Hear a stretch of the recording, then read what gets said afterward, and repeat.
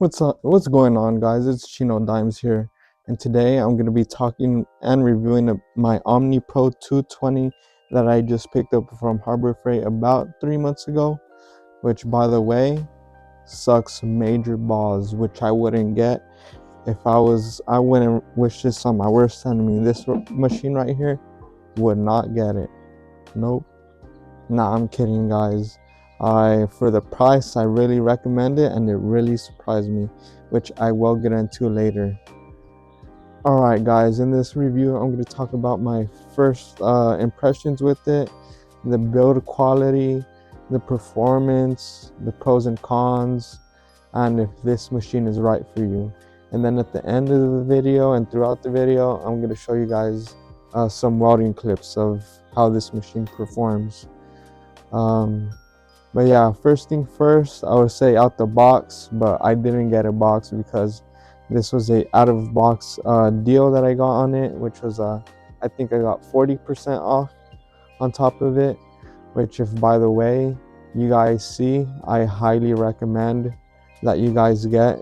And then a little pro tip: if you don't have a Harbor Freight credit card yet, they do offer an additional 10% off on top of that. So I did end up using that to buy this as well, and it ended up costing way less than half of the 1,100 original price, which is still less than all the Lincoln and the Miller and the Hobart, I believe. But yeah, out the box, it feels very solid. It doesn't feel rattly. You don't hear no shaking, no squeaking. It doesn't sound like a bucket of bolts.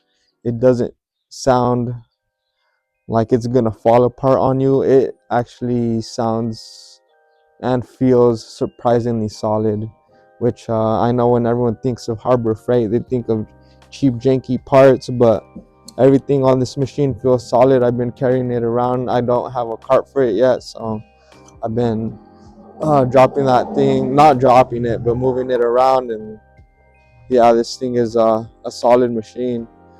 The whip as well, feels pretty solid. It doesn't feel cheap. It doesn't feel rattly. It doesn't feel the best quality, but it doesn't feel terrible at all. You can see it right here. I do use nozzle dip, which I recommend everyone uses. Keeps their nozzles lasting way longer, as well as their tips.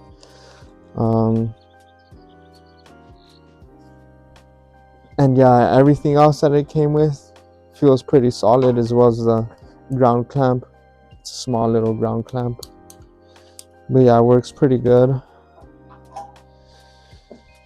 And then the LCD screen, which I will show you guys later in the clips of me using it, is super simple to use. It has a bunch of preset settings for all the stuff you need. It being a multi-processor, it has all settings for the spool gun, for MIG, for TIG, for stick, a bunch of different stuff. Which, like I said, it's very easy to use a screen. I figured it out very quick. I've never had a multi-processor or a digital display, and I ended up figuring it out very quick. I do like to use the manual settings to weld, so I don't use the presets. But if you're a beginner, I do think that it will help out a lot. It is a dual voltage machine as well. So as you can see right here, here's the 220 cord right here, the 220. And then over here is the 120. And if I'm being honest, I don't use the 220 at all because the 120 works very great. I do have the 220 outlet available to me, but I don't think I would use it unless I'm welding something past 1/4 inch thick, and which I don't ever think I'm gonna do with this machine. And as when you guys see the welds that it produces with the 120, I think you guys will be surprised. The welds are very satisfying, very good.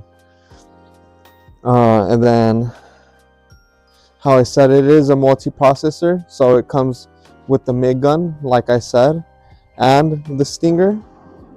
The Stinger's feels pretty solid. It's nothing crazy. I've tried it out. It works like any other stick machine. All right, for performance, let's talk about performance. First and foremost, I'm gonna talk about MIG because that's what I assume most people are gonna buy it for. The MIG, it works very well. It welds super smooth. The arc control is consistent. The wire feed is consistent. I haven't had a single jam yet. It welds good. It's satisfying to weld with. It feels very rewarding when you get that clean weld. It just makes you want to weld all day. I already weld 8+ hours a day, and I do little side jobs with this. So to come and use this and not have to struggle with it, it makes it very rewarding to use, which I like. I do plan on upgrading or getting a longer lead because it is only about 10 feet, which is not terrible, but since I don't have a cart yet, I do have to drag it around a lot, and it's kind of a pain because this thing's pretty heavy. I don't know exactly how much it weighs, but it's like 30 pounds or something like that. The Stinger as well, I think is the same size for stick. It welds good. I've only used it once or twice to weld stick. I'm not much of a stick welder. And then TIG, don't know. Honest, if I'm being honest, I don't know how well it performs. I do know it's DC only, and then it doesn't come with a TIG setup, so you have to buy that all by yourself.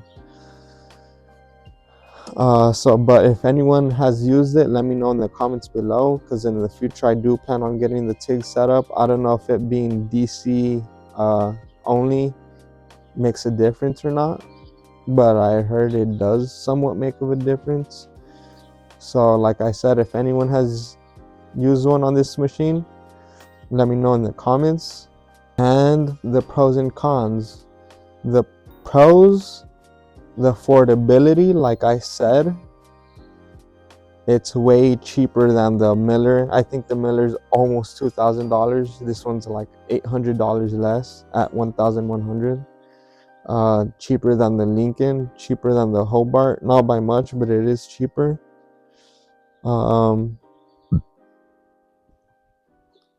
And then you could buy the tips, the nozzles, and all that stuff at Harbor Freight as well for super cheap. Another pro of it is how simple it is to use. I think this is a beginner oriented machine for beginner people, but I think everyone could use it. I think even professionals could use it. I do, how I mentioned, I do side jobs. I build fences, I build gates, I repair trailers, all that type of stuff, and it's worked great. Another pro is, like I said, it being a multi-processor, so it can handle pretty much everything. So if I'm in a pinch and I just want to do stick real quick, I don't want to carry my gas tank with me, and I don't want to have all the extra cables, then the stick makes it easy to bring it along with me. The cons, if I'm being honest, there's not that many cons that I could think of. The only major one that I could think of is how short the leads are, how short all the cables are in general. I think, like I mentioned earlier, they're only about 10 feet in total.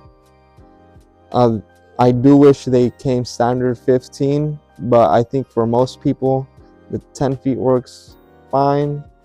But I'm always welding stuff on trucks or fences that tend to be longer, and when you put it like on the end of a truck, you lose a lot of cable because you have to go around the truck or whatnot, and you have to weld both sides. So like I said, I do plan on getting the 15-foot one.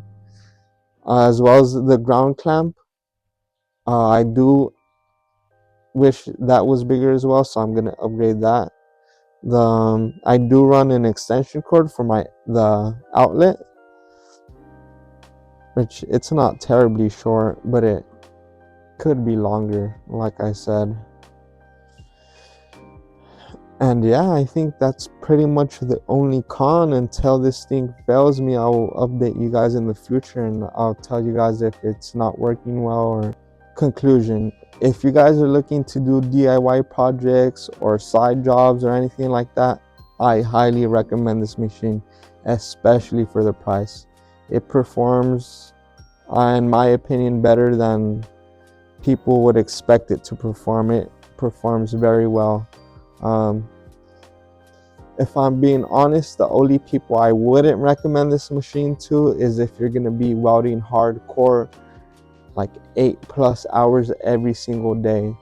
But even then, if you're not using it, if you're not laying beads down constantly of your 8-hour shift, I do recommend it. I'm not entirely sure on the duty cycle on this thing. Oh, it's right here actually. So for MIG, oh, it's a 60% duty cycle if I'm reading that correctly, which is, damn, that's very good. If that is accurate, that's on 120. Then it is the second, I believe the second highest. The Miller, I think, is either a 60% as well or 80%, but I think it's a 60%. But if it's really a 60% for the 120 outlet duty cycle, then wow, that just makes it even better. For people who don't know what the duty cycle is, I'll give you a rough explanation. It's if out of every 10 minutes you're gonna have it running, or like at a high amperage or whatnot. So if you're welding, if you were to weld 10 minutes straight, that means you would, with the 60% duty cycle, that means you could only weld for 6 minutes before you had to let it cool down and let it breathe. But yeah, guys, yeah, this thing surprised me how well it works and everything. I do plan to do future projects that I want to show you guys on YouTube right here. So if you guys want to come along with the journey, I want to build camper trailers, I want to go on adventures, I want to build stuff. So if you guys want to see that, subscribe, like, comment. Like I said, I've been welding for 6 years.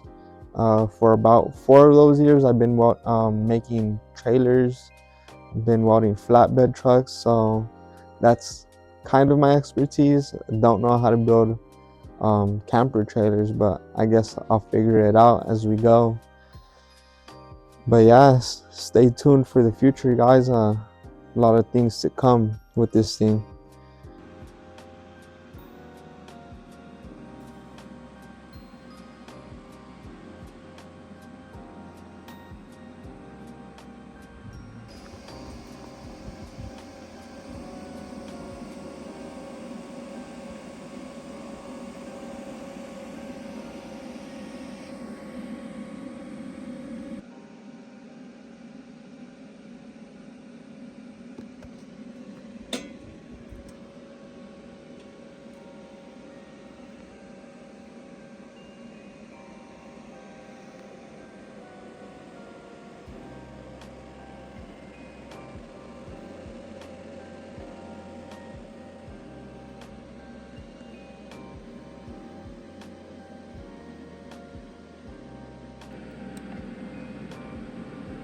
Alright guys, so right here I am showing all the settings on there, all the multiprocessor settings. As you can see, MIG, TIG, the spool gun, stick, and the settings. And how I said, I do like to use manual settings, so I go right there, select it.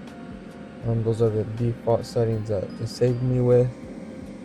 And This is the metal I'm going to be welding. I know it is a little bit rusty, but that is 16-inch steel. And this right here, I believe, is a 1/4-inch steel. Might be 3/16, but I believe it's 1/4 inch.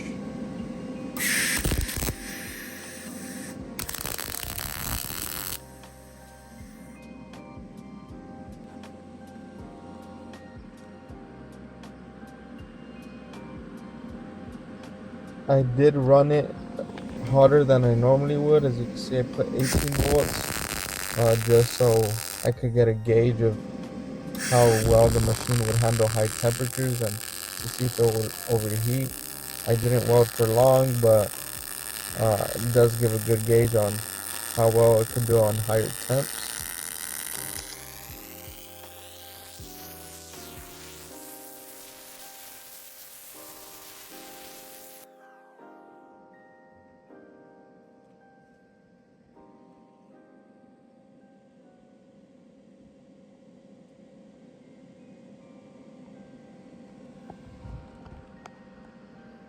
And yep, here I am at max settings right here, 20 volts. See how it does.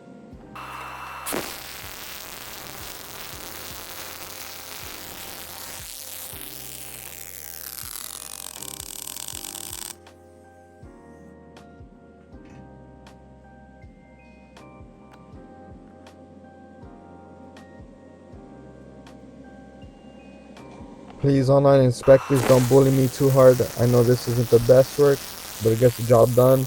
Like I said, don't bully me. I know you guys are all veterans. I'm not. Here I am. Yep, getting it done.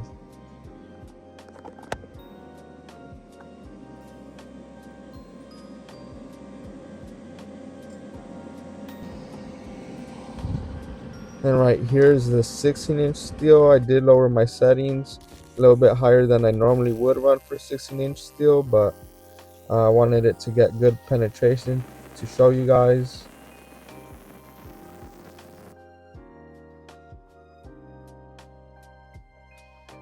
It did have pretty good penetration. And right here I am once again welding a 1/4-inch steel, but the difference here is that I'm welding on the 220 outlet. And like I said, there isn't much of a difference. I do run it on slightly lower temp.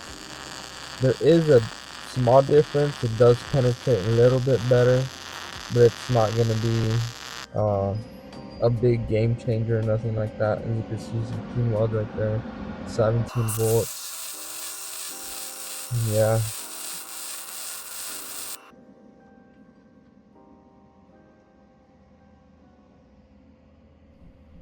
And I'm gonna wrap it up here by showing you guys the thickness of the weld. You can't really see the penetration, but trust me, it did penetrate very well. And yeah, that'll be it, guys. I hope you guys enjoyed this review, and I hope you guys subscribe. Much more to come. Thank you.